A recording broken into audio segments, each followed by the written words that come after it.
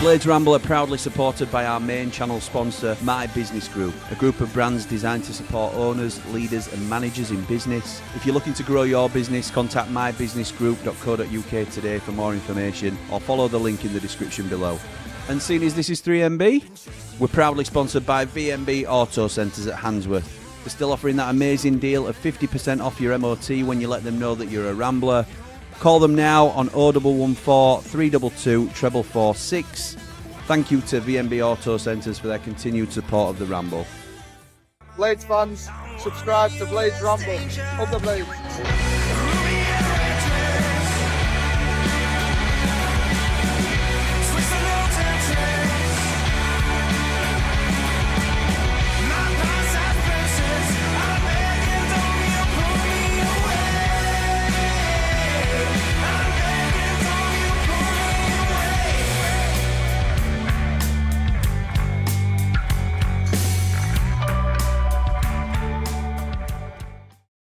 What is happening, Blades? And welcome back to the Blades Ramble. I am, of course, Jimmy. I am desperate for an haircut.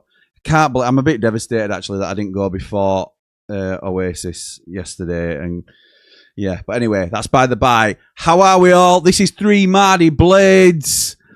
Oh my word! So I missed the game yesterday. I was at the Oasis gig. As some of you may be aware, if you're not, then where have you been? Because there's a lot been happening with. I was going to say our 2 channels. There's now 3 channels. If you are not aware already, we have rebranded Behind the Ramble to the Ramble Football Club. And you are all members of the Ramble Football Club. Come and join us over on what was Behind the Ramble. If you're already a subscriber there or a member there, then that will immediately transfer across. That is giving us a platform to talk about wider football issues, topics, transfers, watch-alongs, all these sorts of things. And then Behind the Ramble has been resurrected as an independent channel. So there is a new channel to subscribe to. And the first video on that new channel is at BT Ramble at the moment. But we'll try and get the old handle back. The first video to subscribe, the first video on the new channel that you can subscribe to right now is the Oasis gig that I went to yesterday. Yes, that is Bez from the Happy Mondays. That is Cammy, and that is the most famous person in the picture is Andy the Blade, the channel MVP. ATB, he's the channel MVP. So what? I cannot tell you. We can get into it if you want. But we are on the Blades Ramble, our true love, and we are here to talk about Sheffield United. So the question I'm posing to the boys today. The first question of probably many, and we'll be guided by your comments as we always are. Again, with 3MB, we've set some new guidelines that we can't get to every comment, and I do apologise, but you're here to listen to the boys, aren't you? So, without any further... Sorry, I'm going to say the first question is the Ryan Oné conundrum. Is he going to be part of this team? He scored another goal yesterday against Rotherham in the 5-0 demolition of them. I understand it's pre-season, and levels are in different places and teams are being experimented with. But is he going to be a part of this team, particularly considering if Louis Barry comes in and Ryan Oné is not a necessity starter, if that, like I kind of think he is at the moment, but he's showing huge potential. I don't know what his fitness levels were like. Yes, obviously, I had a lot of time to turn it around, but my concerns were at York that he didn't look overly fit. But we can get into that from people that went to the game. Dave the Nose, I went to the game. I know went to the game. Man Mountain, I'm sure, has seen significant portions of the game. So without any further ado, let's bring in my first co-host of the evening. It is the Man Mountain. This is the view from the mountain with a heart so pure it's astounding. Man Mountain, strong and true. What a man, what a view.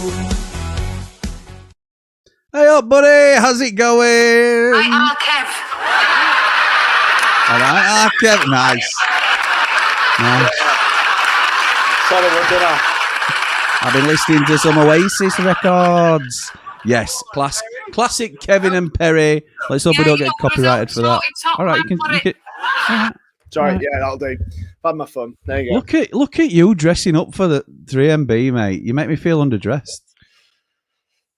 Well, I'm not saying anything, but anyway, welcome. Hello, everybody. Hello, mate. How are you? I'm very well. Yeah, very well. What can I say? What can we say? Does it matter? Of course it matters. 11 goals, but- 2 games. but- Suck it up, crikey. That is excellent, isn't it? What a way to start the season. Absolutely top class, mate. Absolutely top. We can't ask for much more, can we? I know there's a little bit of jitters off the field, which we can go into. Not from you, usually, which is good, and I love that aspect of it. But we're going to get into it tonight. We're going to but as a trio and not a duo. So let's bring him in. It's Dave the Nose. Dave the Nose, he really knows where the wind, I know whispers blow. Smelly grey, he's in the know. Dave the Nose steals the show. Davey boy, how's it going, Dave the Nose? I'm feeling a bit hot under the collar, I think. I know. I think he might be coming husband's favourite as well. Hey, not wrong with that. It's 2025, mate. You got to get with the times. Yeah, he's everyone's favourite now. Mr. Mountain. Anyway, how are you, Davey boy? How's things? I'm really good, mate. How are you? Yeah, I'm good. How was the Rotherham game? I know you were in attendance. Paul, did you manage to watch it, by the way? Yeah. Right, okay. So how was the game, Dave, at the ground? Was it good? Given the opposition, I thought we were really good. I thought first half was a little bit slower at times than the second half was. But I think there's loads of positives, loads to build on. Some people looking good that we maybe didn't expect. I thought Jeff, in particular, Did in the he? second half, looked, his pass through to Ty Campbell was weighted to absolute perfection. I think he was neat and tidy. He didn't didn't pick a ball up and run at his man and do a load of tricks and that. But I think what he did was really steady and accurate. And I thought he looked good. I thought City Peck come back and looked fantastic. I think just like he's gone up another level. His first touch, barely a stray pass. I thought Andre Brooks looked sharp. There's a few. It's a great tackle by Bindon at the end of the second half as well. Good stuff. It's interesting because I'm always interested in the difference between people who went to the game and people who watched the game, because I think you see different things.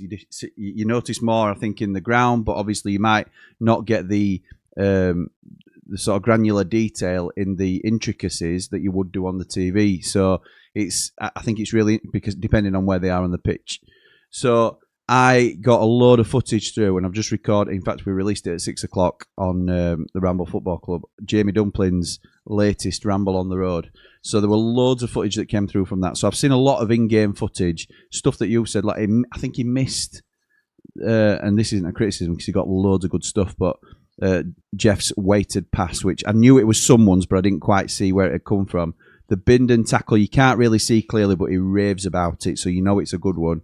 There's all sorts of them sort of things. Man Mountain, watching it from afar on SUTV, we'll say SUTV. What it? Yeah. All right, nice, mate. Give me £6, yeah. How was it, pal? First half was... Oné's intent was good, and we started quite well. I thought the first 10-15, I thought, this is going to be, we're going to steamroller them, and it did sort of subside towards the end of the first half. I thought the last sort of 20-25 minutes we were, I don't know, a little bit off it. Gus was coming really, really deep to get the ball, which was a feature, which was interesting. We don't always see that. It reminded me of Vitinha.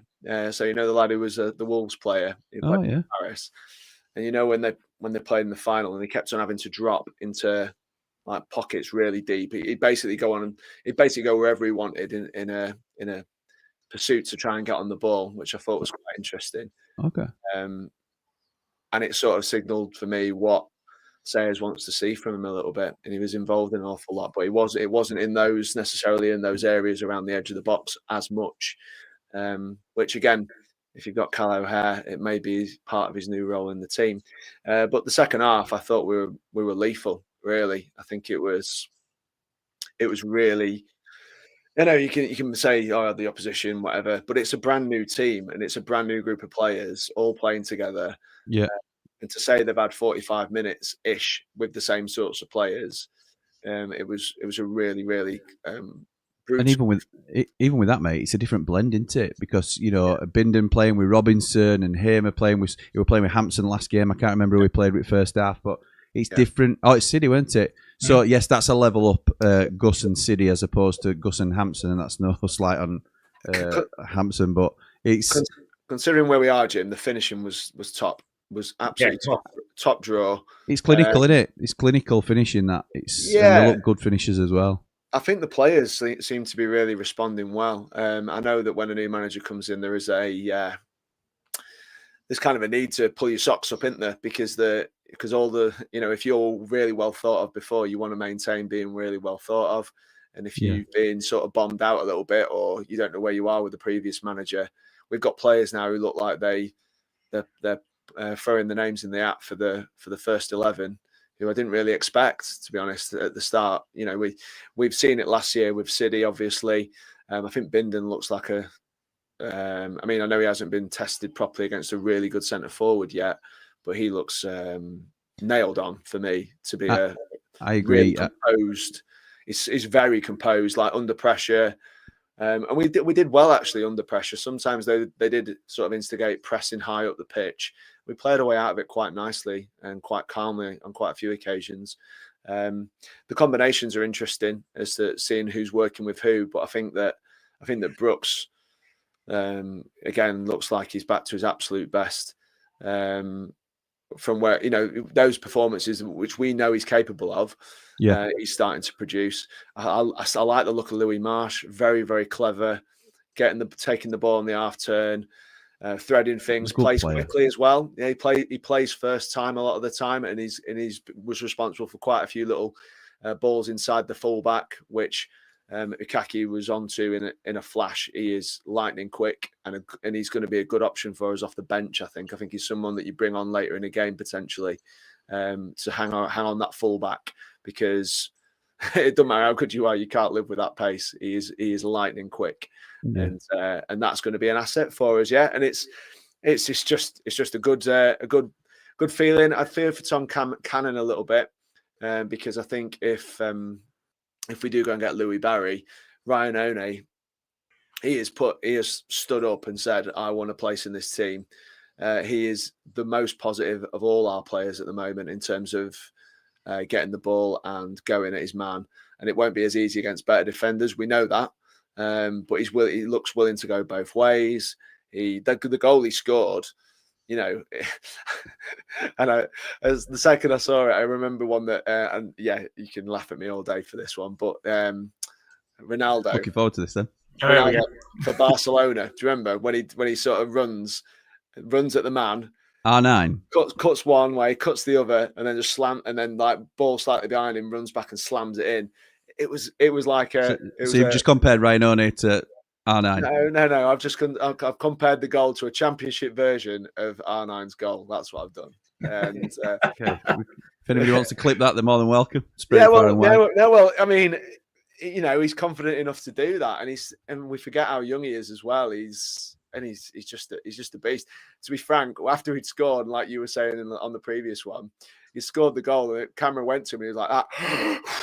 Yeah, he sucks air, doesn't he? He doesn't feel. I mean, he's a unit to carry around, isn't he? No, I'm sure he expends a lot of energy doing what he does, because he can, in bursts, he is frightening.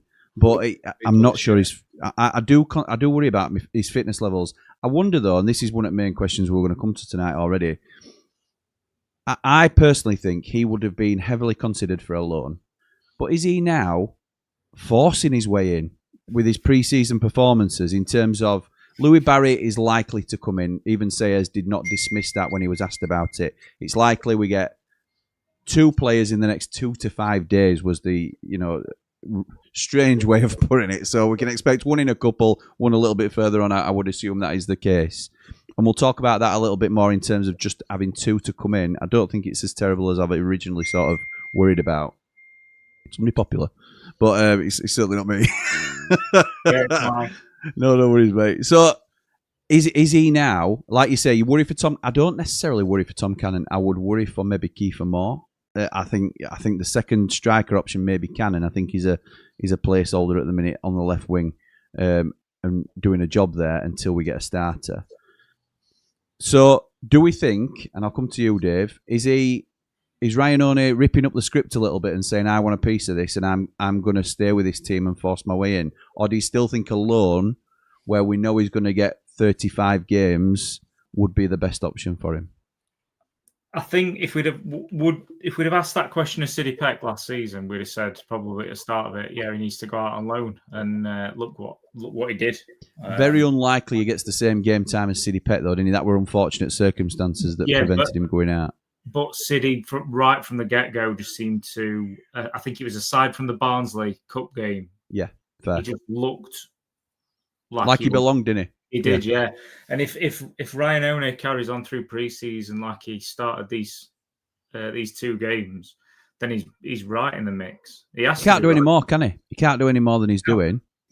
But does that just put him on the radar of other clubs to take him and maybe have 6 months out on loan? The danger is as well, even if you consider a loan for him, it's got to be a loan that works for us in terms of not just guaranteed minutes, but do we want him now playing as a number 9 lump up top, which he might be eventually, or do we want him to be a left forward that can come in and burst in and power past defenders and come cut onto his right and power it into the bottom corner, because that's what he's been doing. I suspect we'll see how the first few games go. I think if he's going to go out on loan, it'll be late, and we give him that opportunity to see how he's coping in the league. And if he's scoring goals, you don't let an informed striker go out of the door unless he's going to the Premier League for big money. You certainly wouldn't send him out. I wouldn't send him out on loan if he's banging the goals in. So just thinking about who we've got Tom Cannon playing there at the minute, and I truly believe he's a placeholder. Maybe just trying him out, and if it works, then he'll stay there for a little while. But I think he's getting minutes under his belt, is Tom Cannon, as is Kiefer, as is Tyrese Campbell. I think Tyrese is number 1 striker. I think Tom Cannon's probably going to be number 2 striker, and Kiefer Moore's number 3 as an alternative option. So if Louis Barry comes on the left, Ryan Oné stays as the man to be pushing him all the time, maybe it's Jeff or Ukaki or somebody like that who, instead of Oné, goes out on loan to get the minutes for their development. And it's not a bad problem to have, is it? And that moves me on a little bit. Sorry, Paul, I'll let you have your say on Oné before we move on, mate. Do you think similar sort of question, really, do you think he's forcing his way into the conversation this season? I think 100%, because I think he is showing an intent. He's showing a determination to drive us forward and go at his man. Every time he gets the ball, he does what we wanted Brooks to do. Like last season when we saw the best of Brooks, we were saying, all right, he's got to get the ball, he's got to get his head down, he's got to knock it past and run, he's got to mix it up, he's got to go right, he's got to go left. We know he can finish. We wanted Brooks to have the mentality to get the ball and go at his man, and Oné doesn't need telling, and that's an ingredient that we haven't really got. You know, Gus is a brilliant player and has all the technical ability, but he hasn't got the pace to beat a man. And at this level, if you've got players who are again isolating people one-on-one, this is what we've been saying it for ages about. If you want to go to the Premier League, if you look at most of the top teams, they've got 2 guys on either side who their primary job as soon as they get the ball is to fashion a shooting opportunity or beat a man, knock and run, make the defense go backwards, basically, because that's what players like that do. Because what they'll instantly do is he'll drag another defender over. I think his end product still needs work. So I think that although his finishing has been really good in the pre-season, when he has to pass the ball or when he has to cross the ball or ball retention in that position is things that he needs to work on, because he does give the ball away quite cheaply at times, and that can be frustrating.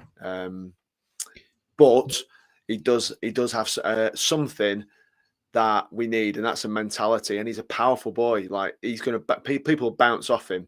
Like the fullback, he don't have a clue what to do. You don't want him running at you, do you? You don't want it. He's what a unit to be charging at you. Right. The thing is that there seems to be attacking intent, and something that we haven't something that we were worried about last season. And again, it seems like we're sort of kicking him now. He's gone, and it's not that at all. Yeah, I don't have to state every time I say something different about him that I'm a huge Wilder fan, because I am. But something that we bemoaned last season was that there was no real plan. It seemed to, in terms of our attacking phase, to me, and there probably was, but to me, watching it, I didn't feel like there was patterns to what we were doing or any sort of real plan in terms of how we progressed the ball up the pitch.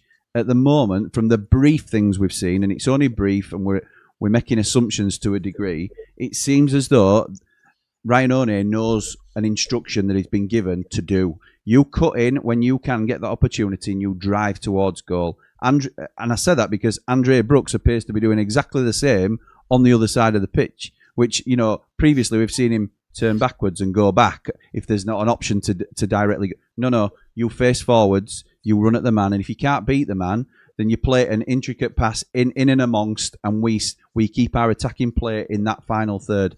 It's a real sort of determination to attack, and that seems like a purposeful change and shift. I hadn't seen much just from the York performance, but now looking at players like Andre Brooks progress and sort of continue what looks like a bit of confidence in his play. Thought for the first 10-15 minutes against York, he were inside himself a little bit. Sort of all of a sudden, with every touch, he seemed to grow in stature. And from the York bits that I've seen on Jamie's clips, which is extensive, and from what you lads are saying, it seems like he's carried that on into the Rotherham game. Obviously got another goal himself. Gone under the radar a little bit, getting 2 goals because Ryan Oné has taken the headlines. But Andre Brooks, a big confidence player as well. He's doing the same thing on the right as Oné is doing on the left. I want to be a part of this team. Because we were talking in the closed season, which is, I suppose we're still in closed season, but we were talking earlier on in summer about, could Andre Brooks be considered for a loan if we're going to get another right winger in? Because he could do with consistent football. And yes, they're young. Yes, they're not going to. And it's a point that Susan's made quite a bit. Let's keep some of our youngsters in and around it and see how they progress. And they could maybe force their way in. It leads me more to a more sort of consistent conversation I've been having, that I'm a little bit concerned about the lack of transfer activity. Having said that, what do we need now? What do we need? We always want more. We want better players. Every club wants that. Yeah. But we've got a centre half. We've now got a left winger coming in that we know that we've wanted. I would say we could do with. We definitely need a right back to help Sariki out and be a more consistent battle between the two of them. And we need a right winger too. Same reason with Andre Brooks, really. I know we've got Jeff. I know we've got Ukaki, who are making, like Paul says, they are bench options for me at the moment, at best, to be honest. They might look lively in pre-season. I'm not convinced of their level. But I think we need those. I can't see much else. The latest is that we've been linked with Jibril Samari, I think it is. There's a 10-minute transfer about him coming up, the return of 10-minute transfers, just as and when it's needed, but we've got one of them coming out at 10 o'clock tomorrow. Looks like a Vinny replacement. Would you go for a Vinny replacement at the minute, lads? In terms of that would potentially take City out of the team. It might take Blaster out of the team for the time being in terms of what fits. What's your thoughts on a potential CDM, I think the kids call it? We need one, and I think we will just adapt to the opposition and how they play in terms of who we pick. I think the scary thing is when you're looking, I know it's across 2 halves, is that we ended up, I think, was it Hampson was played with, I think it was almost, he almost seemed to play with Jeff and O'Hare as 2 10s in front of him. Oh. And he didn't look great against York, didn't Hampson, in centre midfield? I think he did all right yesterday. But he's not a centre midfielder, is he? To be fair to him, he's a winger. Too much to ask of him so soon. Yeah. I think we don't know how long it's going to take Blaster to get back up to full steam. Tom Davis, as much as we all want him to be fit, he's obviously struggling to maintain it. Yeah. That sort of leaves us with Gus and Peck, and that's not enough for me. Yeah, I agree with that. I think that's fair. Go on, Paul. That profile of player is exactly what we need, because I'm intrigued to see how he's viewed it, because I think Hampson is the one, and Blacker obviously very young players. I think they need to go somewhere and go and get minutes, because I don't see them featuring in the first team this season. I think Marsh is, for me, showing enough to keep around the squad, because I think he's kind of suits.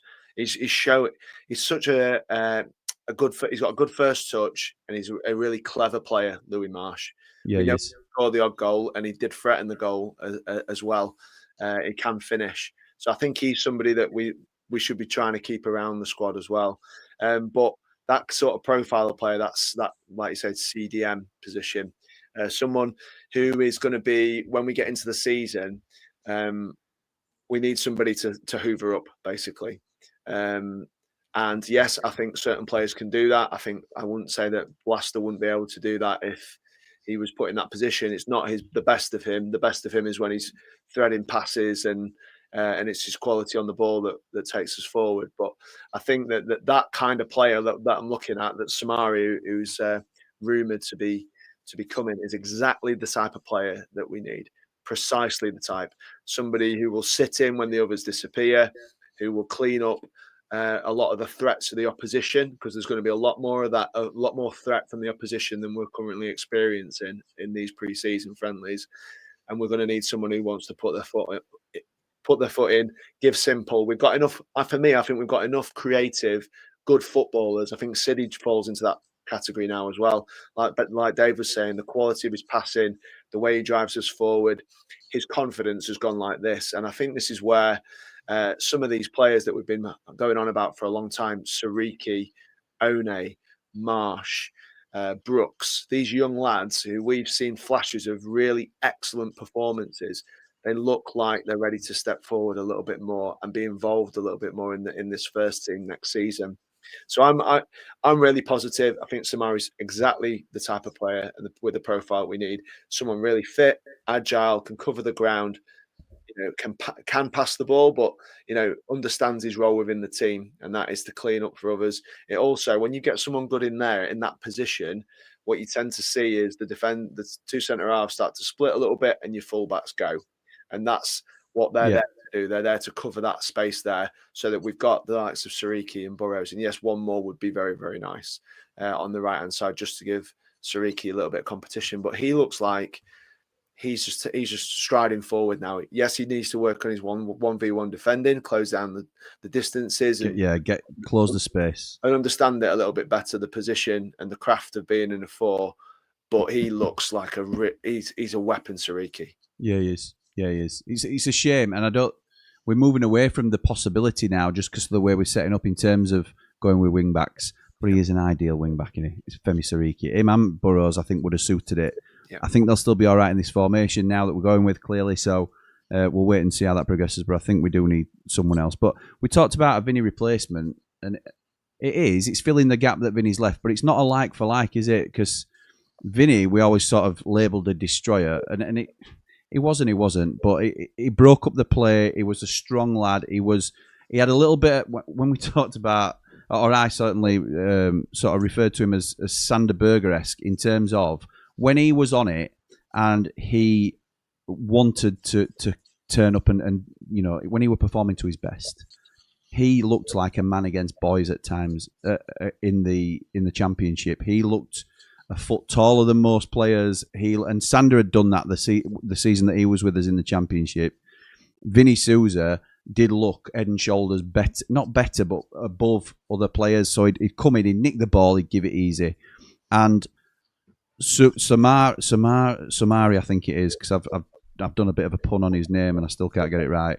But he's there to nick the ball, isn't he? He's there to do the same sort of thing. Not in terms of power him off the ball or anything like that. It's more a sensible, and he's got a poor defensive record, a disciplinary record. I think it's in 23 games, 7 yellows and a red card. So it's par for course. We'll like him because he'll put a foot in. But he's just got to be wary of that. He certainly loves a tackle. That's what we need him to do. Neat and tidy, like Paul says. Just do the job that you're there to do. Cover the ground, nick the ball, give it to Gus. But Keep calm and pass the goals. They're so important. They're such a functional part of a team, those types of players. And with Sousa, we always knew that. So athletically, he's got the stature to be what he says he wants to be, and that's a Brazil international, and that's a top-level football player. So he's got the physique, he's got the strength, the power, and he proves it at times, and he bullies people at times, especially at championship level, with that power that he's got.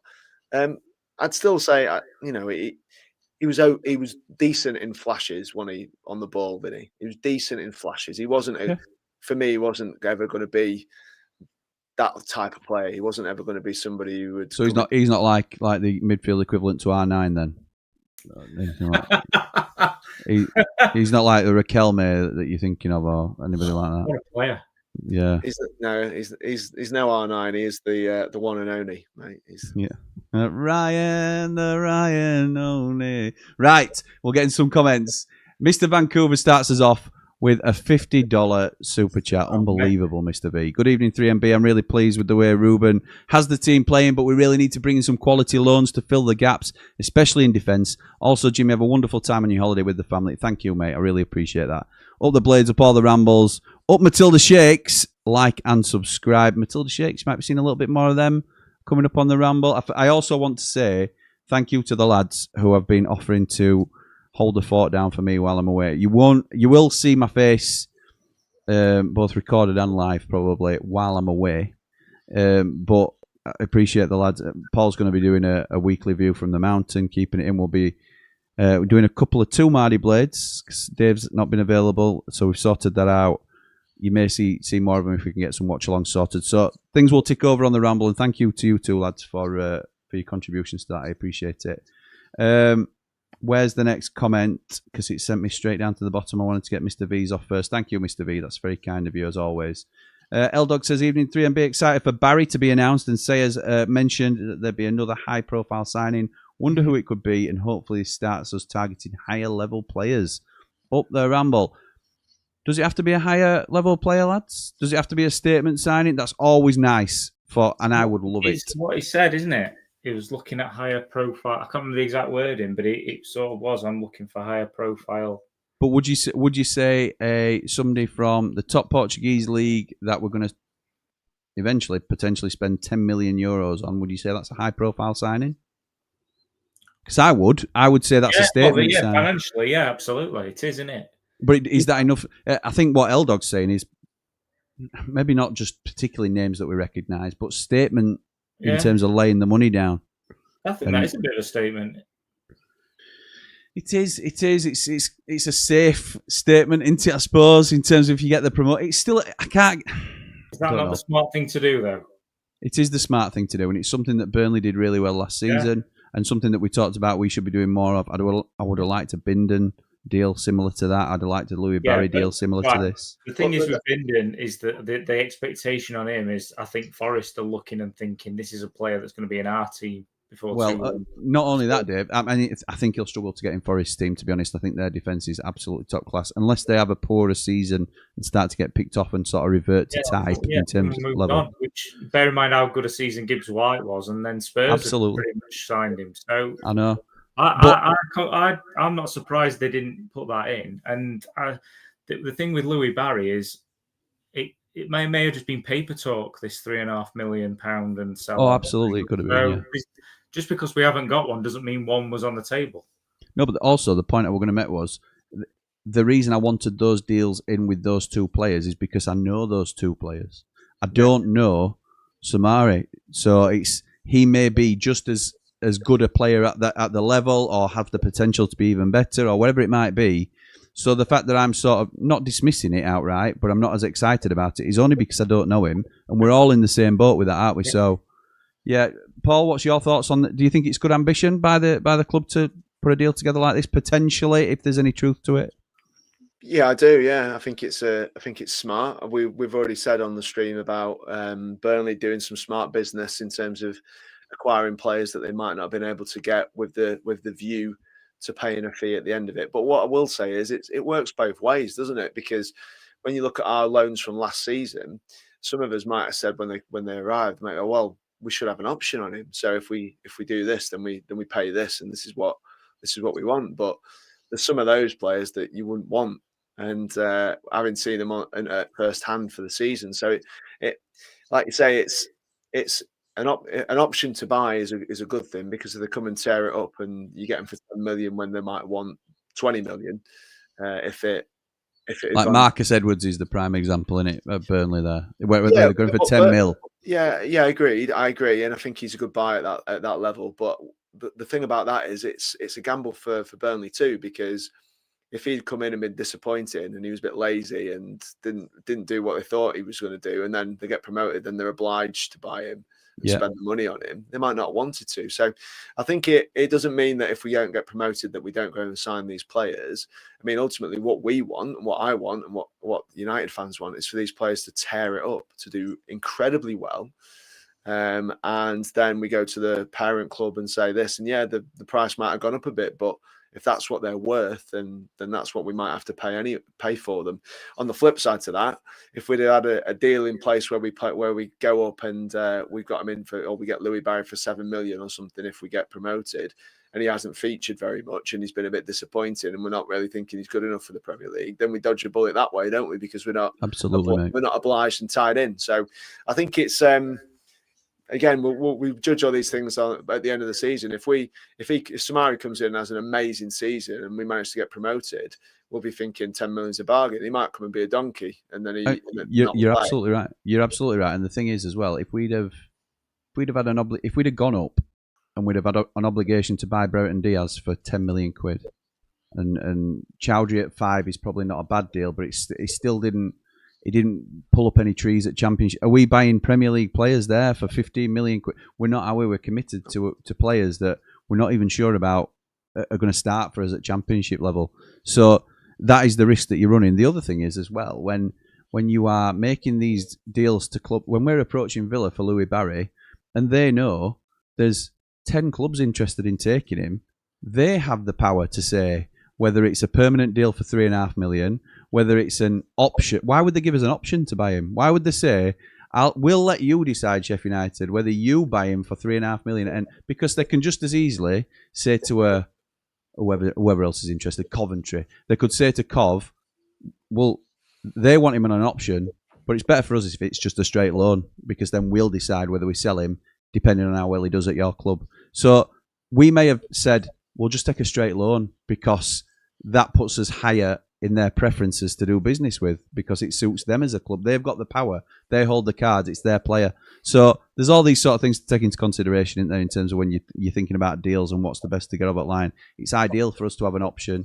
I think, like you said, Paul, an obligation ties you in, warts and all then, doesn't it? So it's one of them tricky things. Look who's back, by the way. Chirac is back. Conundrum? What conundrum? He stays, he plays, he scores. Simple as that. Oné and Campbell all the way to the Prem with our proper style of football at last. Thank God. We're winning the lot. We are winning the lot now that Wilder's gone, according to Chirac. Mate. Wow. And he'd say no. He'd say no to him. Fair play, Chirac. Welcome back. Like some positivity, mate. 11 goals in 2 games. We say it doesn't matter, but for me, it's put me in a really good mood, because if it was the other way around and we were getting smashed all over the place, we'd be playing it down. But we've scored 11 goals in 2 games, guys, and it's his first 2 games, and you can already see, mate, the way we attack us in a 3, it's been lethal. It's been absolutely lethal, and I know it's not the right level, not yet, but you can see the intent of the team, and the other part of that is, it's not 1, 2, and 3. Oh yeah, we're done, lads. No, we're gonna go and punish you now. We're gonna go and get the 4th and the 5th and the 6th. And so we're rumoured to get 2 more within the next week. Louis Barry, we believe, is one of them. Samari might be another one. So that would be left wing and centre midfielder done. How many more do we need? 2? 3 for me. I think we need a right winger, we're right back, and a centre back. Do you not think he's going to go with Dove Sasnaukas as the 4th? Nope. Or Jamal Baptiste as the 4th? No, I think that them two. Or Reece Norrington Davis, who has been playing there? No, I think he'll be sussing them out at the minute. I think the two younger lads need loan moves. They need top level football. They're not top end Championship defenders yet, nowhere near. So I think we can't take chances like that at centre half. That's for sure. So yeah, I do think we need another centre back. Obviously, the NL situation will play out as it's going to play out. We'll see what happens if NL goes. I'd favour getting 2 in, but I know it's going to be tricky. I think Binden's going to start all year personally, and we need a partner. That could be NL. It could be Robinson by the sound of the noises that are being made as well, but I would fear for that. I'd like us to go and get another. Not taking the captaincy off him would be a big own goal in my eyes. I agree. Or saying that he was taking the captaincy off him would have been a big own goal in my eyes. Absolutely. I don't read too much into that in terms of. I know people I've been tagged in a few things as you would expect, and what does Jimmy think about this? But he'll be having a laugh. Well, I don't think you. What do you say? I'm stripping him of the captaincy, because then you've just got an unhappy player on your hands. It might keep him as captain and still not play him and have to play a match day captain anyway. He might play him until we get somebody else in. He might play him and he might play well and he might keep his place. So all options are still on the table, and it's smart for Sayers to operate like that. And I think that's to be expected. There are noises around the club about Gus Amer. I am still of the belief that you talked about Anel going then, and the reason this has jumped into my head is because I now lean towards I don't think Anel will go, and that's just a gut feeling. That's nothing I've heard. Obviously, everything is watertight at the club as we know at the moment. It's just the way things are going. I think he will want to, let's say, assess his options at the end of the season, but ultimately what we're saying is he'll want a decent chunk of change to go wherever he's going to go next. Or stay at United, we will have to pay him handsomely to keep him then at the end of his contract. It just makes sense for the player. That's the player power nowadays. So I think Anel stays. I still think Gus stays. But are we being realistic thinking that we're not going to lose more than just Vinny Souza this season? And if it is Gus to go, then what does it do to our promotion hopes in terms, because and I caveat this with, if we bring Samari in as our sort of ball winner, we've still got Ollie Arblaster and City. I know they're not Gus, but they are still quality players at this level. We've still got them two to be our 8, if you like. I want Gus needs to stay for me, but if he goes, we have to think of contingencies and how we're going to do it. I don't buy into the fact that because he's a Feyenoord fan, he won't go to PSV. But by the same token, again, I don't think he leaves. I'm just wondering what your boys' opinion are on that. I think we need someone who can do. Replacing him would be very, very difficult because we signed him as a Premier League club. Yeah, you can. But I think we need somebody who's got that eye to unlock a team. I don't think we can be reliant on City and Blaster to do. Do you not think Callum O'Hare's got that flair to do in the 10? No. No? No. So you think we need another if Gus goes, even though we're already stacked in midfield? Yeah, I really like Callum O'Hare. Just for the record, I know you do. I know. I don't think he's that. I don't think he's that type of player. I think we need somebody who. I know, like, so as an example, and he was different. But when we had Ollie Norwood at his peak, he seemed to be the guy that would pull the strings. I think we need a string puller, and I'm not sure that City or Blaster are that player. Okay, Paolo. I'm. Again, thinking about it in a pragmatic way is about the food chain of football. And I say this all the time, and I keep saying it as well. I'm desperate to keep Gus Amen because I think he's the difference between getting promoted and not getting promoted, and taking us to the point where we're close to getting promoted because of his quality. Yeah. My issue is that there's vultures who can come and get him, and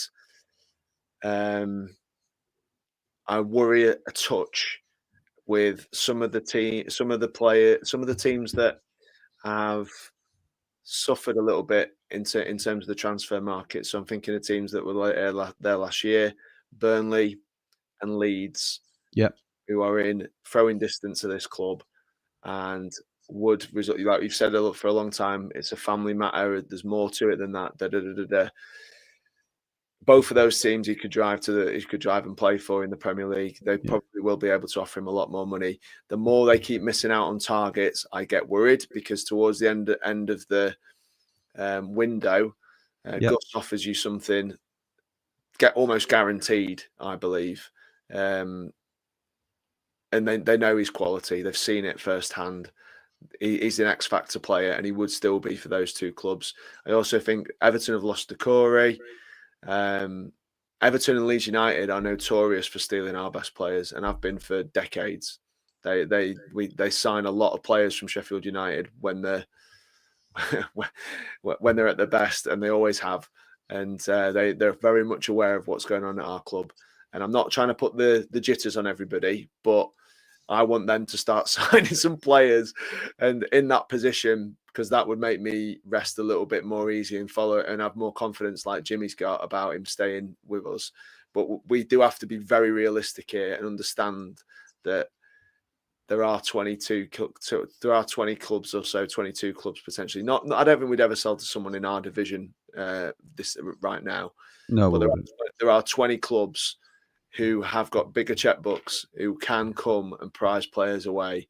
And if they get towards the end of this window and they haven't managed to fulfill the business that they want to do, they know what he brings to the table for 20 million quid.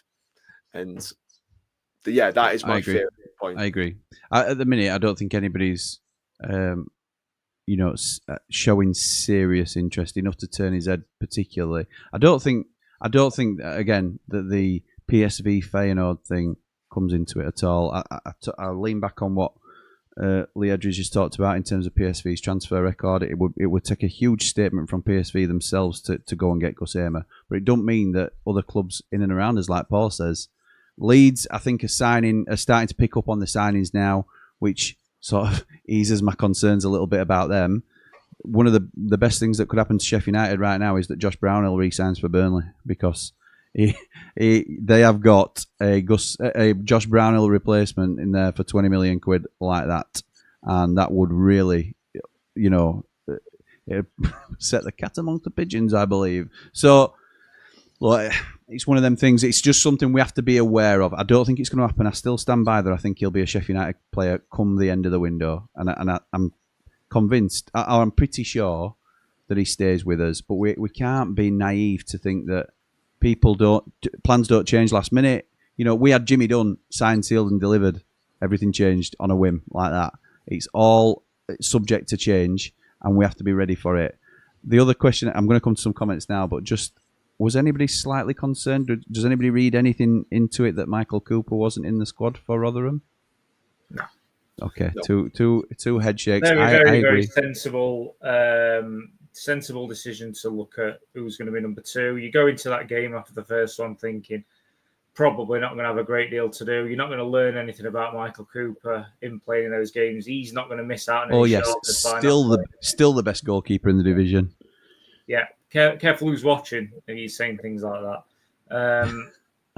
But yeah, you're not going to learn anything about him, and it doesn't at this stage. There's still enough games left for him to. We've not even put the defence together yet in terms of who we think will start. So I actually think it was giving half each, even though he probably still didn't learn a great deal there, apart from the fact that Adam Davies can't make a 12-yard pass. No, I think it's good what's happening. I do. With Dago, I think it's good because I think apparently he's a lovely bloke. I agree with this. I know where you're going with it. If Coops got injured and we needed him in goal for 3 or 4 months, it could derail the whole shooting match. And Sayers explained it in his post match as well about how it's fine seeing him in at close quarters in training, and they work hard, they perform well, they do well. He says, but I need to see my goalkeepers in match situation. I think he's a good League One goalkeeper, isn't he, for me? And we need better as somebody to push him. I mean, like you say, none of these things come into play unless Coops gets himself injured. But you can't run that risk, can you? No, but there is a lot of keepers, Jim, that are becoming freely available from the Premier League who are in the back end of their career, who might take a lesser role, and it might just give us. I think what most good teams, when you look through them, there is a blend of youth players and experience, and like players in their prime, and there's always some experienced players as well in and around it. And I think that's quite. And the goalkeeper's a really good one to have in that position. Yeah, I agree with that. When you Set look at standards, don't they, within the team? yeah, In the dressing room and on the training pitch, I think that's got- really important. Fraser Forster, John Ruddy, you've got Begovic. They've all come out of contract. And again, I don't think they'd be on big sums of money. They can't demand big wage packets at this point. You'd have to pay them, obviously, but they might just give us that little bit of extra security, make the fans feel a bit better. Again, it's a scenario that only comes in if Coops is struggling. So with injury, because there's no way they're going to knock him out of the team. It's something my dad talked about when he were, we were discussing this subject before he'd even rotated the goalkeepers around. I think there's a couple of things to think about here. I like the thought of Ivo Gerbic being number 2, and I'm not saying he's a good goalkeeper. I just think I'd be more confident in Gerbic at Championship level. I know we saw him in the Prem and he was poor, no doubt about it. But he came into a team bereft of confidence, and I wouldn't mind giving him another go, because having seen bits of him out on loan, he did okay when he went out. It may just be a case of putting him in the shop window to then replace him, like Paul's talking about. But I think if we've got 3 senior goalkeepers at the club, it's also really good for Luke Faxon. Luke Faxon then has the space to go out. I'd love to see him on loan in League 1. It might be League 2, but I'd love to see him out being somebody's first choice goalkeeper and getting that confidence, because he ultimately, is going to be the one to challenge Michael Cooper. And I don't mean he's going to be as good. I'm not trying to set unrealistic expectations on the lad, but he is the high ceiling goalkeeper that we've got other than Cooper, because there's been Man United interested in him and all sorts of these things previously, and he needs to get game time and prove himself professionally as a senior player. And I think I'm excited at the thought of Luke Faxon going out and getting minutes and coming back then a much more accomplished goalkeeper, and that gives me a little bit more confidence in terms of, I never want to lose Michael Cooper. I want him to be our keeper for the next 10 years. But if he does get poached, or we don't get promoted, or whatever it might be, at least we have a competent goalkeeper with some experience under his belt that we can maybe lean on a little bit, even if we're going to go out and look for another number 1. While he's sussing these players out, Jim, we have no idea what Sayers is thinking about any of them. So yeah, that's right. Davo's not really. He hasn't dropped massive clangers, but he hasn't looked as secure as he might want him to be. And he might say to him, "You don't feature in my plans." He might put Faxon in the next friendly. You might assess them all and go, "Well, I want Faxon for number 2." You never ever know. No, you don't. We just don't know about where that is, because I'd be looking at Faxon this pre-season. I'd be sticking him in for a game and seeing what he's about, give him a taste of it, because ultimately the results are what they are. And there'd be nothing wrong with doing that. We'll have to wait and see, mate. I think he'll be assessing keepers as we speak. He'll know what people think of him, because there's still plenty of people around the squad who can give him the lowdown. And the goalkeeper coach in particular, Duke, will know what we need or whatever. But yeah, it's interesting, isn't it? We don't know. There's a lot to look forward to. There's still surprises to come. That's true. There's loans to go and get off some of these sides, because once they've sussed the squads out, I'd imagine we'll go and get 1 or 2 towards the end of the window. Yeah, I think so too. Like that. And yes, the free agents, did you two have any ideas about? I had a little look at the free agent list, and there's a couple on there, and again, Walker Peters has gone to West Ham now, hasn't he? He's gone there, which we kind of expected. Did we? Why not, Jim? Why not? Why can't we go out and get him, Jim? Why can't we, Jim? Well, the flip to that is they've also got Sufal, haven't they? Who I think is out. But he's a Premier League player, isn't he? And we've got to be realistic with what we're not going to go out and be able to compete with the money that these teams can offer, particularly not at the moment, not the way we're going. No. So no, I get it. But the Sufal's a free agent. There's Courtney Hawes from him, Aston Villa. Yeah, like him. I'm intrigued to know what his situation will be. He's a free agent. Yeah, Left-sided centre half. Yeah, can play left back, but he's only 29 as well, isn't he? Or 28. Had some bad injuries. But I mean, he could start for us if fit.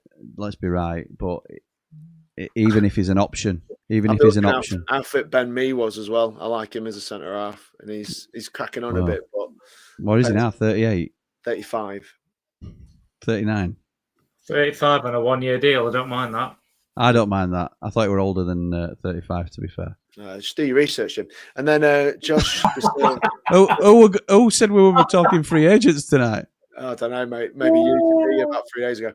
Josh the Silver. Rubbish. One of the things you suggested as a topic we could discuss. No one told me, so I didn't. Dave, nobody told anybody. There's a lad from Brentford, Josh the Silver, as well. I'll catch you out for this, man, Mountain. Don't you worry, pal. Don't you worry. I'll have my day. I'll have my day. Like a Jimmy Scorn. No, it's I've been to Manchester now. Don't mess. No, okay. Just the Silver, mate. Just the Silver. He was a really good player, Just the Silver. He didn't play many games last year, but the year before at Brentford, they were really, really positive about him as a player. And he's become a free agent as well. And he's a midfield player. And I like him. I think he's got lots of ability. And he's somebody that, again, if they're free, you know, they'll be fishing for offers from other teams, obviously, and it depends.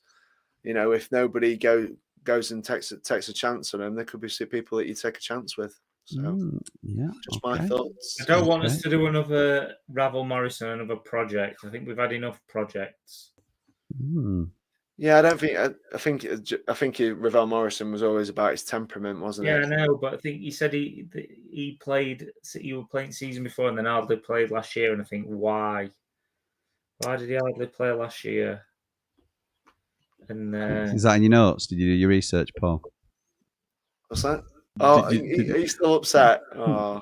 Sorry. Let's roll with it, says Dave Morwood. Mark Meldrew says, evening, lads. Let's not get ahead of ourselves on Oné. Potential is huge, but needs to show it in the league if given the chance. It's okay doing it against York and Millers, but the league is where it matters. I think we looked decent outfit yesterday. More minutes in the legs for players. Standouts for me is O'Hare and Peck. Thought Bindon looked calm second half. Great to bump into the nose also. Up the Ramble, up the positive Meldrew. You bumped into old Mark Meldrew yesterday? Yeah, they did, yeah. Bless him, looked really happy, which was nice to see there with his lad. Shouldn't be any Mardy Blades tonight. 11 goals from 2 games. I know it's lower opposition, but you still have to string passes together and put the ball in the net. Up the Blades, up the Ramble. Like and subscribe. Mark says also seen Samare, seen 6 minutes. Get him in. Brett says, can't wait until the start of this season. Win, lose or draw, I'll come back for more. Life's always better with footy days. Really can't wait to see how we go. Up the positive Blades, up all the Rambles. Like and subscribe. Thank you, pal. Ray says, a lot to be pleased about in those 2 games. Goals galore, and we're looking good. As for Oné, he'll surely be on the bench, if not a place in the team. Up the Blades, up all the Rambles. Like and subscribe. Matt asks about picking Robbo as captain. I know we've touched on that, pal, since you commented. I think it's a necessary part of the job, to be honest. Doesn't mean he'll be heavily featured. It might do. It depends how he goes. But I don't think he could have done anything else. As he can play off the flank and through the middle, says Lewis, he's looked sharp in pre-season. I think I'd be quite surprised if he wasn't involved in our first team squad. Tom says, that's obviously Ryan Oné. Tom says, evening, lads. Kit announcement tomorrow. Signings on the way. Team looking sharp. What's not to smile about? I've seen the very brief video that the club's put out. I like the look of the brief glimpses we've seen. Looks like a deep ruby. Not too dissimilar from the red that you're wearing tonight, Dave. Is that the Wards? My favourite ever home kit. Yeah. No thick black lines on this one, though, is there? It's just, there don't appear to be any lines on this. It seems to be quite classic. Yeah, we don't know about that white one, whether that's the true thing. But we've seen that mock-up, haven't we? I like that a lot, but I'd never wear it. I really like the look of it, but it's for cooler people than me. Why do you really like it? You won't wear it? Because white doesn't ever look good on me. I'm the same, Dave. I won't wear it, but I do like the look of it. I think it looks really stylish. Suits people like yourself, Paul. You know, are nice and trim and. So You know, your trim. No, not at the minute.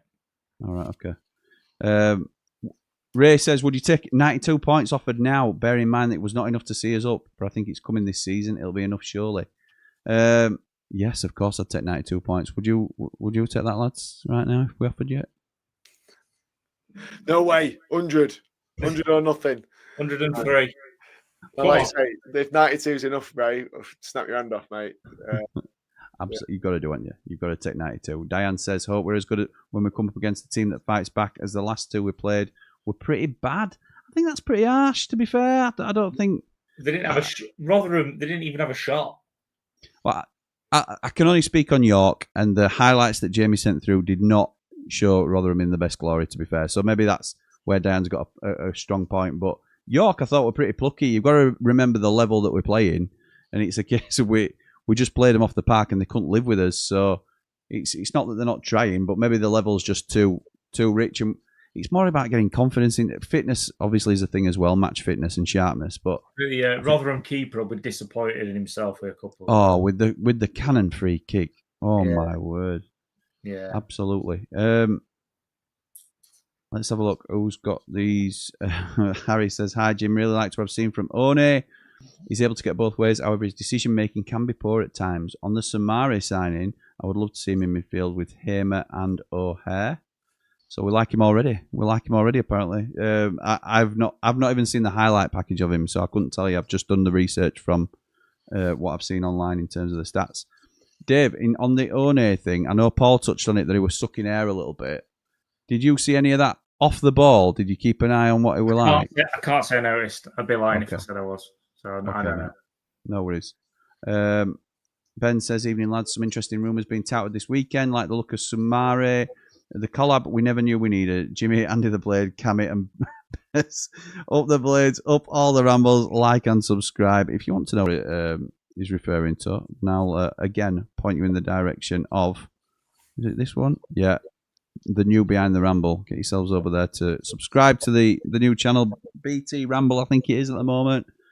If anyone, can I just say, if anyone hasn't seen that, it was so good. I was like grinning from honestly, ear to ear, all the way through. It was just cracking. You've got to go and watch it if you haven't seen it. Thank you, mate. They are class Oasis, and obviously I've forgot. Mr. V were like, careful, Jimmy, you know, copyright rules and stuff, and he's bang on. He's trying to look after me, but I thought, sorry, you can't put an Oasis video out and not have the songs. And if they do me I'll never make any money off that video, even if the channel gets monetized eventually. But I think just to smash through with a debut video like that, as that's what Behind the Ramble is going to be about. It's like what we do away from the Ramble, I suppose, and that sort of thing. It sets the tone really nicely, I thought. So yeah, it would class. What's your favourite Oasis song then, boys? I'll let you boys go first because I can reel them off. You've got to pick one. Champagne Supernova for me. It just sort of pips a couple of others. Paul?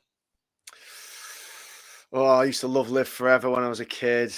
The Master Plan. Don't look back in anger. Oh, Acquiesce. I love him. Acquiesce is class. I just love him, yeah. But pick one. I can't. You can because I have. Rock and Roll Star. Slide Away. When I was a kid, when I was younger, that was like the anthem to me for me growing up. Okay, Slide Away. For me growing up, it was What's the Story. So it's going to have to do with that. Yeah. I mean, the fact that somebody could select one of 10 songs probably, and nobody bats an eyelid, surely speaks to how brilliant they are as a band. Half the World Away is my karaoke song. Oh my word! Really? Yeah. We should have we should definitely have a karaoke night as Ramblers, but yeah, we'll all do an Oasis song each. What do you reckon? Dave, you're not feeling that? No, you guys don't need to see that or hear that. More importantly, there's only one person in my family who's blessed with a good singing voice, and Dave, karaoke's nothing to do with having a good singing voice. No, it ain't. It's about making a fool of yourself more than anything else. I think. Yeah. I'm good at that. Who's the singer in your family then, Dave? Isabel. All right, okay.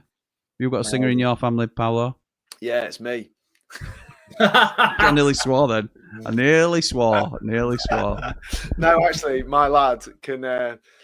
You should see him. He can do like full full rap songs. Ronnie. Like, yeah, facing away from the telly.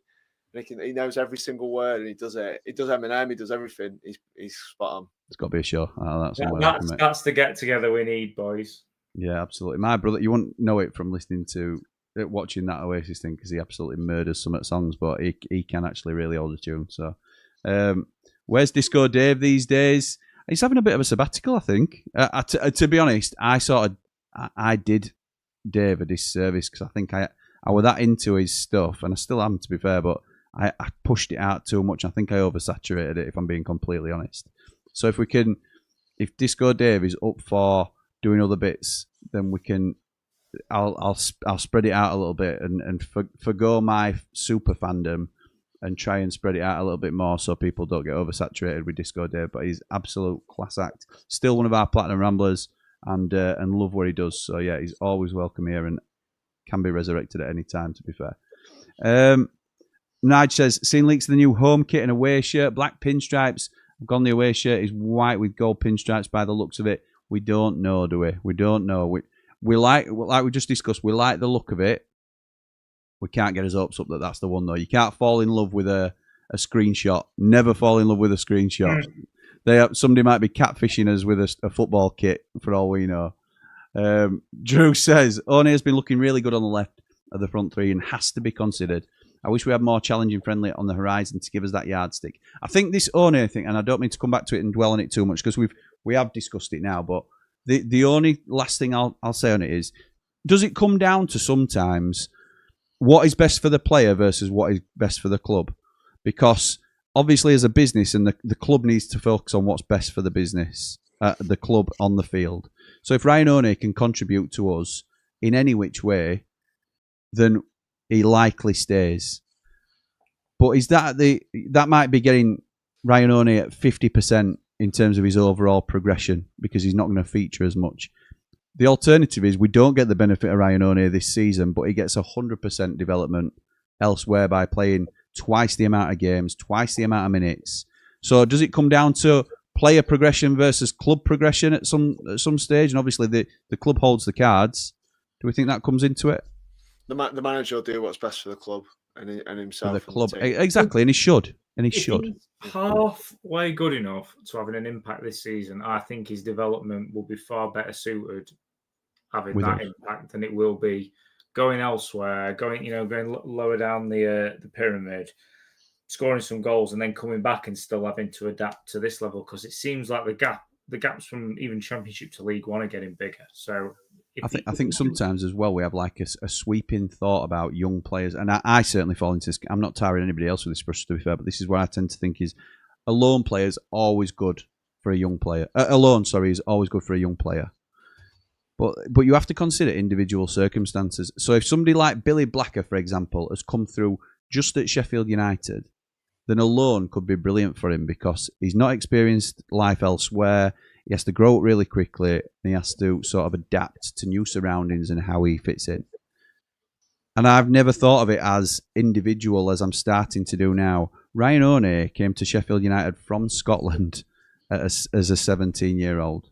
So he has grown up elsewhere. This is his maturing stage. This is how he adapts to life differently. He doesn't need that different surroundings elsewhere to re-establish himself and things like that. So maybe just sort of a sweeping statement as all young players should get a loan because it's best for them.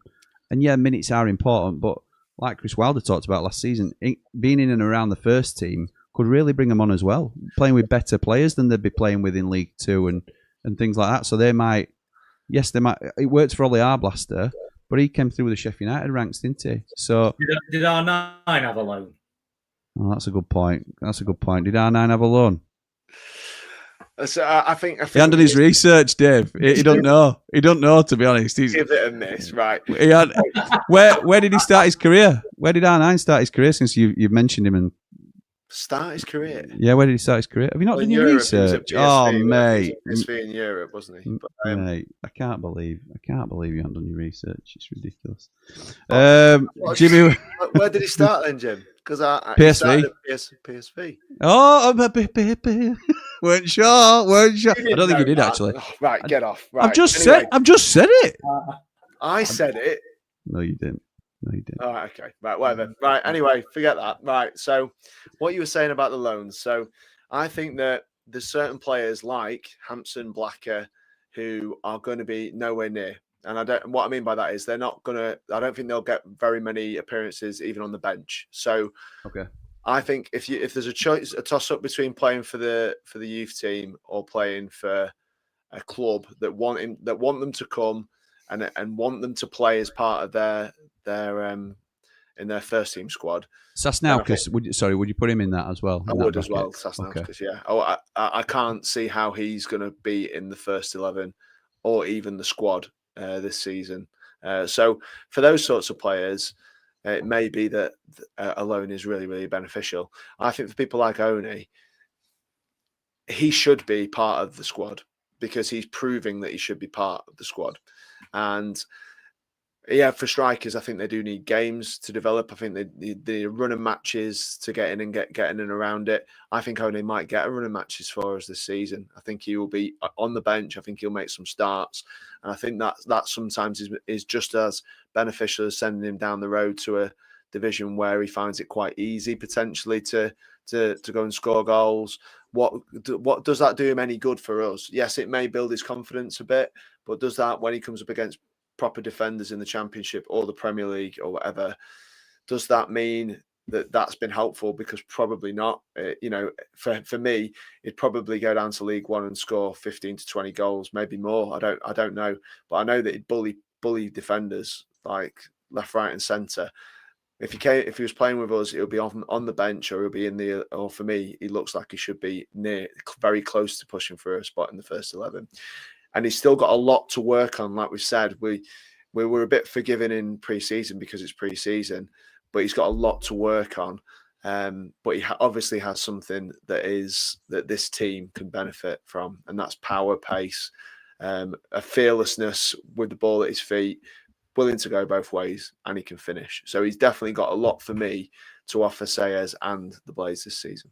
I agree, mate, and I think I have long been a proponent of him going out on loan and getting those amounts of minutes, but he cannot do any more this season, and he's already changing my mind. And I do, I try and sort of stick to but what more can he do? What the statement he's laying? He's got 3 goals in 2 games, and that is just that's in 90 minutes of football. Okay. That's in 2 halves of football. He's got 3 goals, so there's nothing else he can do to stick his hand up and say, I'm staying here and I'm fighting for my place. And it might be a case of Louis Barry now saying, am I going to get guaranteed minutes here, by the way? Because this kid looks like he could be something.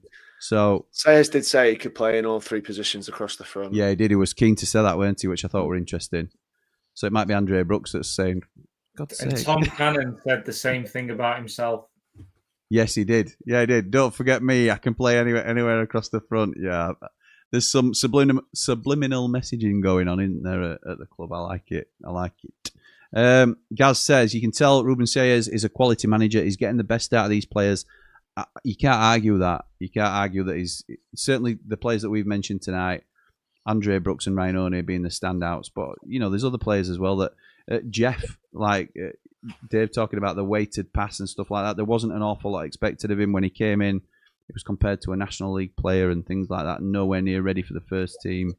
Ukaki now looks like he could be a little bit of a threat due to his pace and other things that he can be working on. So possibly things are starting to settle a little bit. We've got to mention Marshy. We've got to mention Louis Marsh. Because he's always knocking on the door, isn't he, Marsh? And there's a lot of... I think his position suits him better, Jim. I think it suits him. Where did he play? Did he play centre midfield again? Yeah. Finally, I see a little bit more of a role within the team for him than before. Because before, I felt like he looked like a 10 to me, or he wasn't a number 9, but he looked when he used to come on and play, he looked like a 10. And obviously, that's where we're well stacked with some of our best players. And it was like, well, he's not going to get a sniff there. In centre mid, his passing's really, really clever. his technique and his touch is really, really good. I rate. Yeah, he's technically very gifted, isn't A he? bit of a technician, yeah, and I think if he can learn that role with having 3 in midfield this season, there could be a role for him in there at times as well, and it may be that we don't go and get the 2 midfielders that we might think we need, or one. I don't know. We'll wait and see, won't we? But I think he's for me, he's stepped his level up quite significantly. Yeah, I agree. I'm just looking at a few of the comments that we've got, and a lot of saying that Oné should stay. Oné is a clear prospect and may do it, but let's be honest, a pre-season game is about the same level as us. That's a counter as an under-18 fixture. It tells you very little, says Lee. Gaz says, give Sam Curtis a run out. I mean, Sam Curtis has looked nothing like in the loan spells that he's had, and we haven't seen a lot of him personally, but we've heard a lot of the reviews. He hasn't really looked up to it in a United shirt prior to this pre-season. But would you now put it past Ruben Sayers getting a tune out of him, the way that he's got some of these youth players playing and giving them confidence? Was he on the bench yesterday? Was he even there? Don't know. Obviously, we're out of action. So. I think he was one of the. Was he one of the 3 substitutes for each? Oh, that didn't get used. Okay. So they had 11-11, and then I think he might have been one of the 3. The fact that he played Sasnow's Kiss at right back instead of Sam Curtis speaks volumes for me. Yeah, the word from the Peterborough boys is that it's not going to happen. So. But I understand that, and that is clearly the overall thought process at the moment. But he's only 19 at best at minute. Can you write a kid off? I know he's coming with big expectations, and he's on a big wedge for his age. He's coming on a first team wage essentially. But can you write a kid off at 19? I'm not sure. I mean, obviously everybody has to make assessments on players through the youth levels and things like that, but there's obviously something in there that made us very telling that he's not been a starter in any of the 4 halves so far. Yeah, true. I think he needs a really, really strong loan. So if you talk about loaning players, he needs to go somewhere and needs to get a lot of games, and we need some glowing reviews, I'd say, because at the minute, if we're a top-end championship team looking at the Premier League and a team from League One who had a really quite poor season, Peterborough United, and they say he's nowhere near it, then I think he needs to go somewhere and have a successful year, in my opinion, if we're going to entertain keeping him. Yeah. Good point from Mogger says, if Oné was at Liverpool and been bought for 15 million from, say, another champ club, would we want to take him on loan? Yeah, we probably would, wouldn't we? Let's be right. If somebody had bought Ryan Oné and then he was doing these sort of performances for Liverpool 21s, we'd be saying, why don't we go out and get him? We'd be saying, give him 28 million and... Yes, we would. Oh, mate. Oh, yes, we would. Steve Holmes says, evening, Jimmy. Would like to thank the Ramble members for their very kind words following the passing of my wife's mum.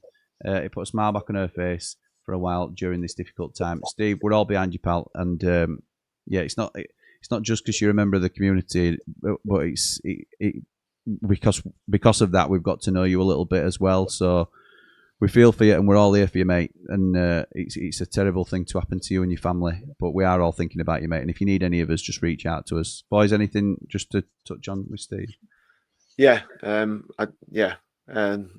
Where at the end of the day, like you say, a lot of things, footballs, we pretend it's really important, but this is what the community is about, isn't it? It's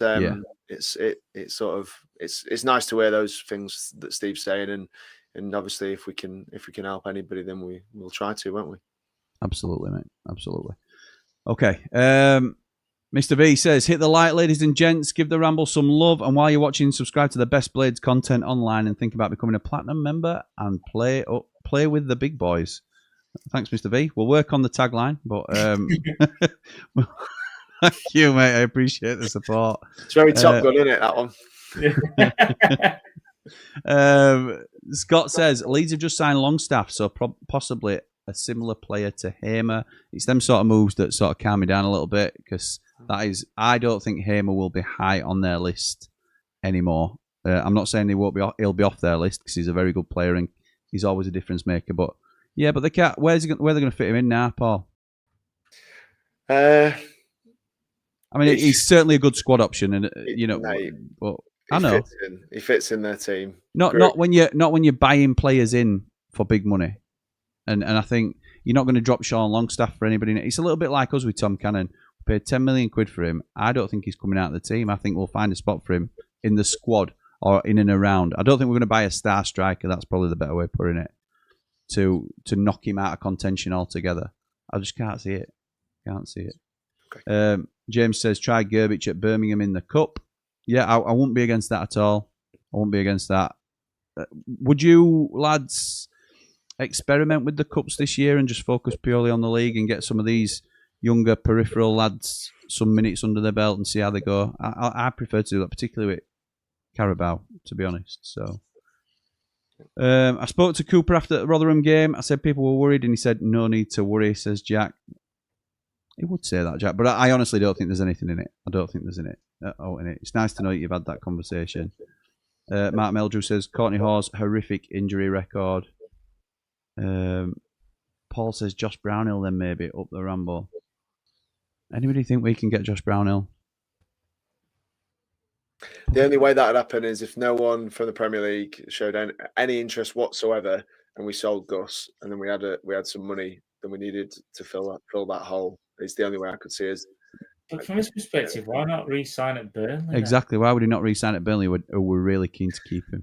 Well, the thing with that is, mate, when he's been your player, like we've said this before, if you've signed him and you've developed him as a player, which has happened a bit with Burnley and Brownhill, he's certainly had his best season last season for Burnley, and he's been good for him, hasn't he, for an awful long time.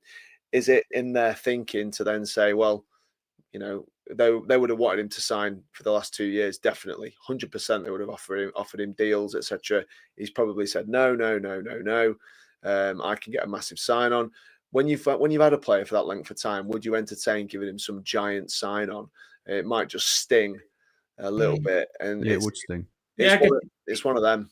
It depends how hard they are trying to keep him. I suppose you can say you're talking, can't you? Like we've done it with Brewster, and we'll likely have that conversation with Anel, won't we? If it carries on in a similar vein. So Lee says one of the 3 senior keepers will have to go due to all 3 being on very good wage and stressing the budget. Could see a scenario of both Davis and Gerbich going and bringing in a Ruddy or Gunn, for example. Ruddy is the type of player that you talked about, Paul, being that experienced head that's really good for Cooper as well, but also somebody like Faxon to learn and things like that. I think it's really good to have an experienced head around. Angus Gunn, he's a first choice keeper. He's a first choice goalkeeper. I don't think he'll come in to be a backup to anybody, even though Cooper's the better goalkeeper and he wouldn't get in front of Cooper. I don't think he's going to go somewhere and play, surely. You'd think so, wouldn't you? I don't think Davis goes either. I can't see anyone coming in for him. I agree. Courtney Hawes is a good player, but unfortunately he's very injury prone. Since January 2001, he's missed 158 games. 24 years. Got to be 2011. Got to be 2011. Or 2021 even. I don't know. We'll have to double check that.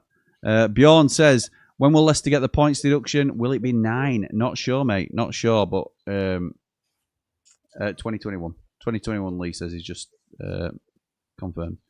158 games in 4 years. That is a lot. But Leicester getting the points deduction. Do we think that set them out of the promotion race if they get a 9+? Out of the automatic promotion race if they get a 9+? Yeah. Thing. I think that if they got 9, they'd still be in contention for the playoffs. I don't think. Oh, playoffs, absolutely, yeah. I think they can go and win the league with a -9. Even when they're looking at Max Lowe. Deary me. So we don't know, Bjorn, is the honest truth. We're in the same boat as everybody else in terms of waiting and finding out what the situation is. Kershaw says, are you any closer to knowing if the owners will spend some serious money or are they focusing more on young talent? The quote that we've had, because Kershaw's a Leeds fan, the quote that we've had from the club is that the money is there if the right players are available, but at the moment we're focusing on loans and frees. And it tends to be that we're skewing a lot younger at the moment. I'm not saying we won't go for a 27, 28-year-old if the right player's available, but we look like we are. It's a bit of a youth movement at United at the minute. Rock and roll star, slide away. Cigarettes and alcohol, says Paul.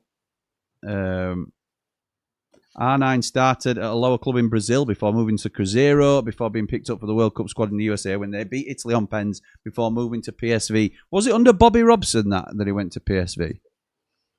It's Bobby Robson at Barca, wasn't it? Barcelona, yeah. Or at Barca? Did he come? Okay. Did he buy him to Barca? Is that where I'm thinking of? Yeah, he brought him to Barca. Was he a world record then at that stage? No, I think it was the world record. Was it even the world record when he went to Inter? I think it was, yeah. See, I'm a lot younger than you two, so I don't always remember things as well. You said that. You said that. A long time in football. Yeah. Might be Jim, but never mind. I mean, it's just I need my holiday haircut. I'm having it in the morning, so I'll be back then. Might get slated, but I'd take Ashley Young on a free 1 year deal, even if he's back up to Femi. That's not a terrible shout. I don't think we'll do it at all. But rate money. He's what? He'd want some rate money. Yeah, he would. He's going back to Watford, isn't he? Apparently.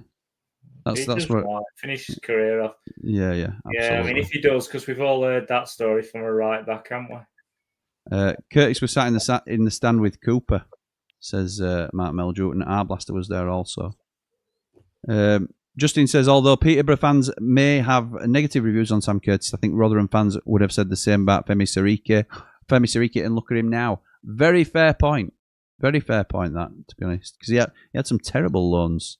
McCanton, what's his name? Is it McCanton? Darren McAntony, yeah. Yeah, he came out where he wasn't very enamoured with Curtis, was he? No, he wasn't. In fact, he slated him, didn't he, online? Right, I think, lads, we will just about call it there because we've been going, an hour and a half nearly? So, anything else you would like to discuss before we go? No, I think it'll be an exciting week. I think there'll be, again, a couple of announcements, as Sayers has already told us. Just let's not over panic when we don't win 5 or 6 in the next couple, because it doesn't always work like that, does it? So, but yeah, it's been really encouraging. I think there's quite a few putting their hands up and look like they're ready to challenge, and I think that's really exciting for us as a club. Always been famed for bringing through young players, and it may be that Sayers is a little bit more open to bringing a few of them, more of them through into the first 11 on a more regular basis than perhaps Wilder was before. We shall see. Yeah, I agree, mate. It's settled me a little bit the way we've been playing, and I think it proves that we maybe a couple, and I'm not you've got to take the opposition into account, like people are saying, the fact that it's pre-season, but I think a couple may be okay to step up and that means we don't need as many, which settles me a little bit. Dave, any thoughts, pal? I would just say to everybody to, whilst with taking into account our position, let's just look for the positives in the games that we've had. We're not miles off in terms of the squad. There's some really, really strong, talented youth at our club. And the future's really, really bright. And even if it doesn't necessarily mean we fly this season, for the long term, with how we're going to be all right. And these lads like Jeff, who we've said, this, AI signings, and he could be all right. Might not. It might take him a while to learn, but there's the fundamentals of good players within. I thought him and Inaki both look like they've got the fundamentals of being good players with the right development, and we seem to have the manager who that's one of his specialties. So plenty to be positive about. Let's ride it. Love that. Thank you, boys. I want to say thank you as well again to you both for helping me out while I'm going away, because I'm away for 2 weeks now. Thank you to everybody who's going to be a part of the channel and helping us sort of keep the wheels turning while I'm away. I'm going to use the opportunity to also say that we have had a little bit of a rejig. There's a video out now on the Ramble Football Club, Ramble FC. You're all welcome to join the club. You're all part of the club. But it's the old Behind the Ramble channel. So if you want to go over there and have a look, that's where we'll be doing all our watch-alongs.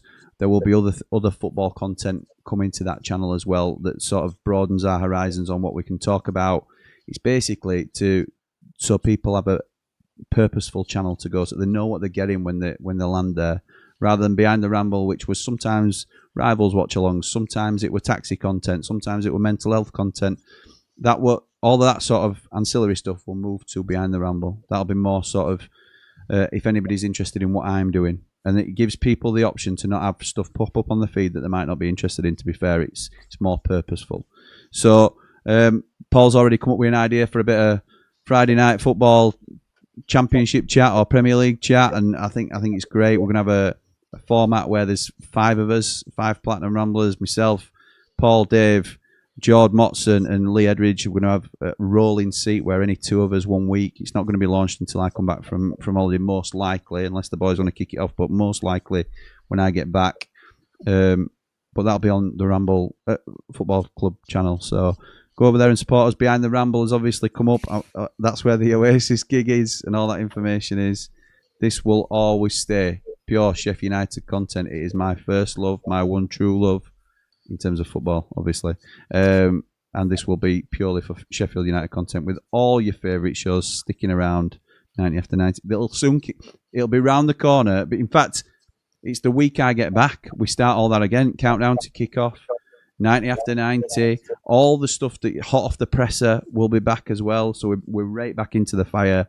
And I cannot wait, to be honest, lads. I cannot wait. Thank you again for everything you're doing for the channel. Really appreciate it. And thank you to everybody that watches and supports us in whatever degree that is. But for now, come on, you red and white wizards. Up Jimmy Ramble on holiday. Whey!